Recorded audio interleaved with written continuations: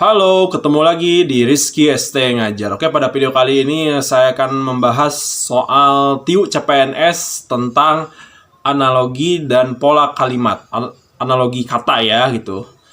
Ini teman-teman semua wajib kalian pelajari buat teman-teman yang sedang berjuang CPNS ataupun di kedinasan nanti ya, pada tahun 2024 nanti.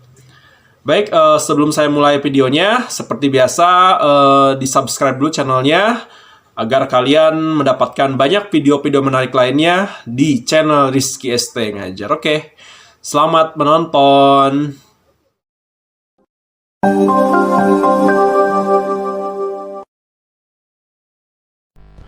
Mangga Gedong Gincu mengeluarkan aroma yang sangat harum. Pola kalimat yang sesuai dengan kalimat di atas adalah A.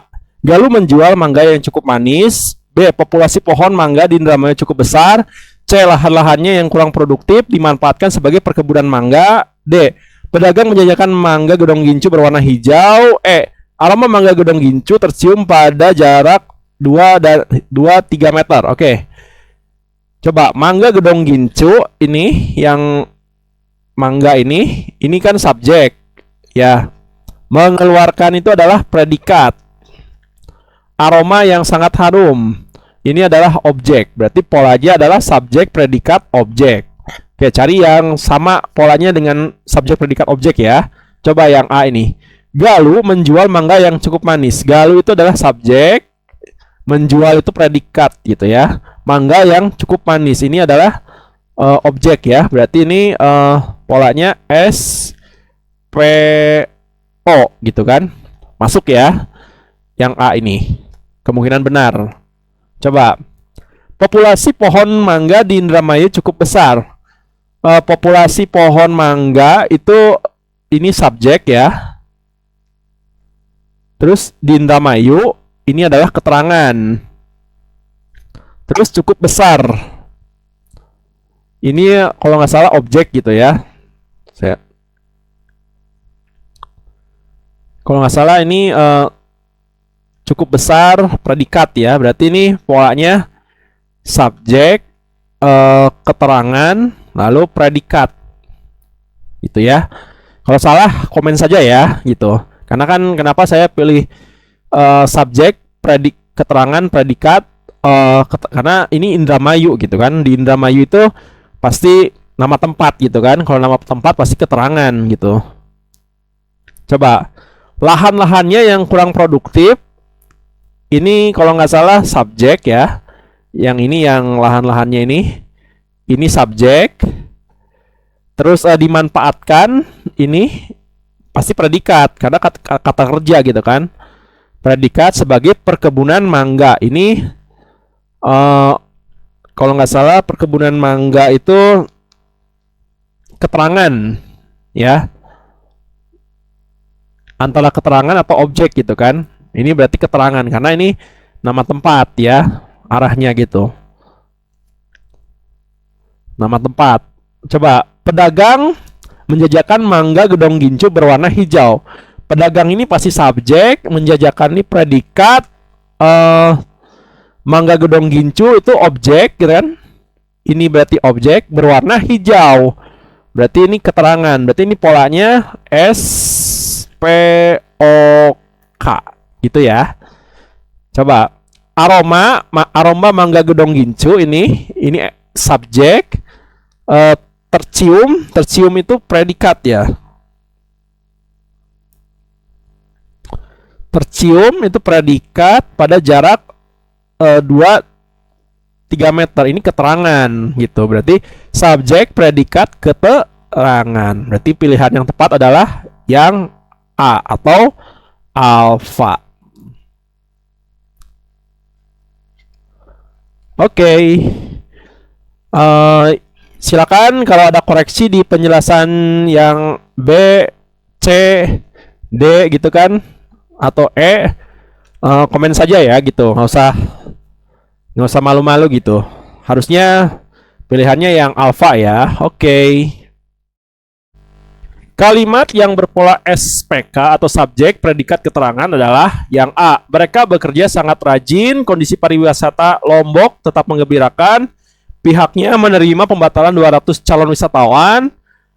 Mereka tampak bahagia 2 hari yang lalu. Perlu dikaji lebih mendalam faktor-faktor yang berpengaruh terhadap gejala ini.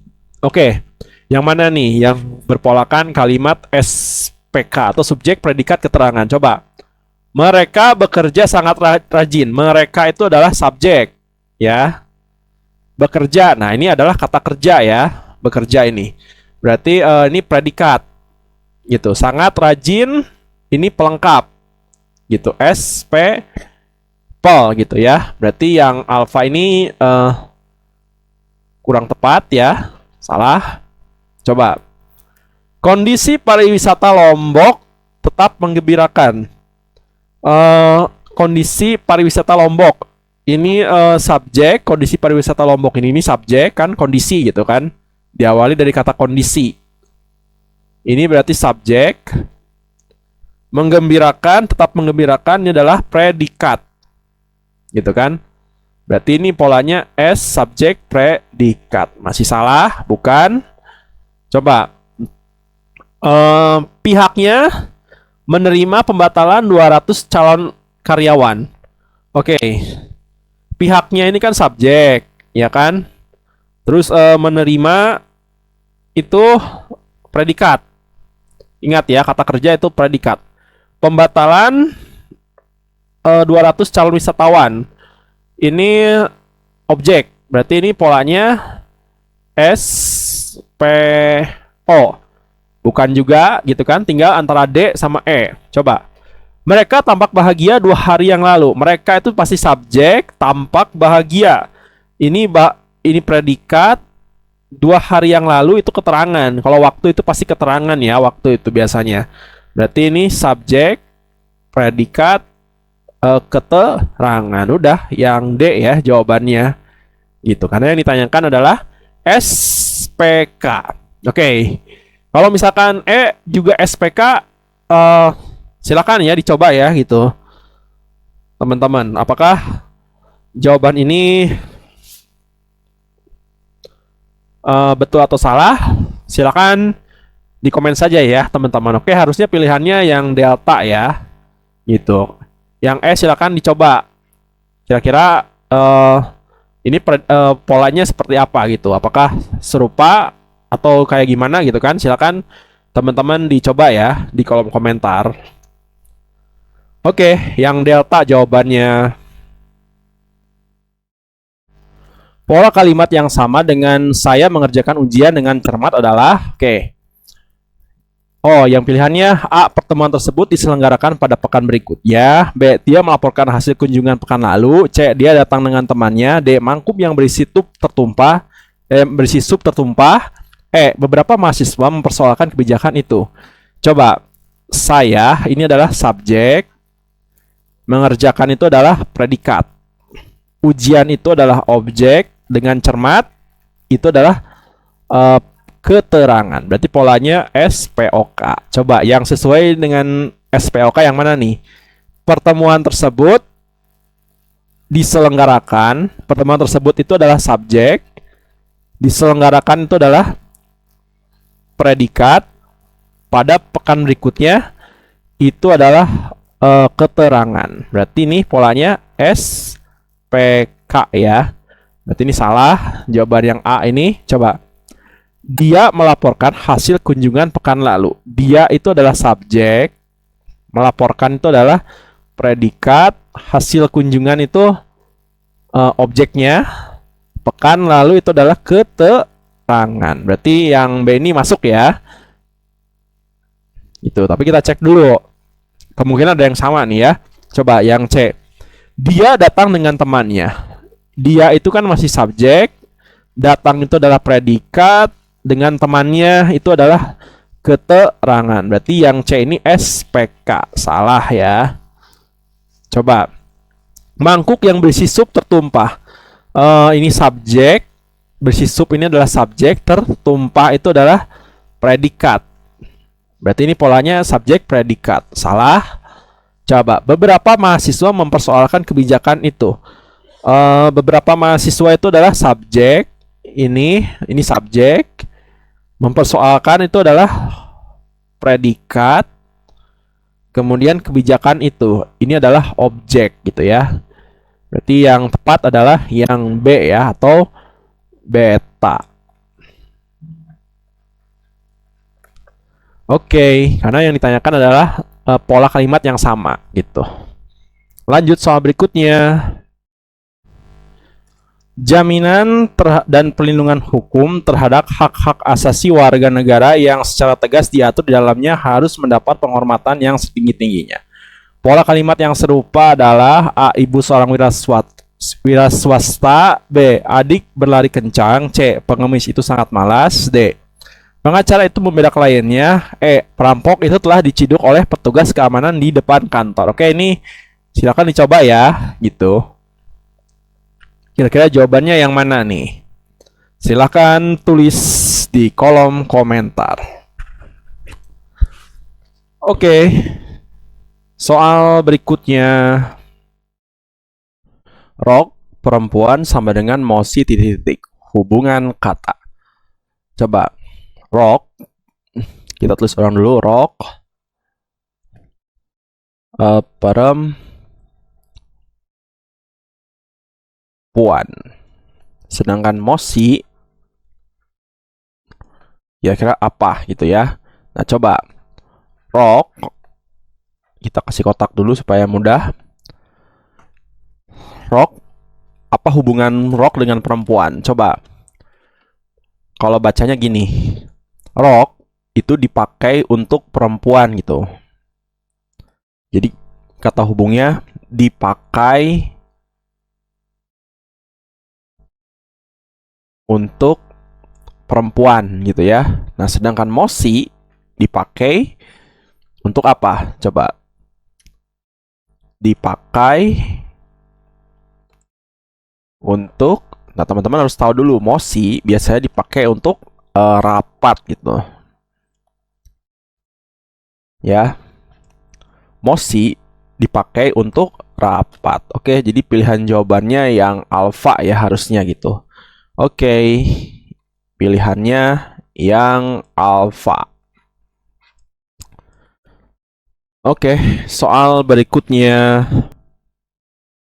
Murah hati titik-titik sama dengan titik-titik pejal. Oke, murah hati itu kan orang yang selalu tolong menolong gitu. Jadi murah hati itu kan orang yang suka tolong menolong gitu. Nah, sedangkan pejal itu sama aja dengan atau nama lain dari bangun ruang gitu kan. Bisa dikatakan sebagai bangun ruang.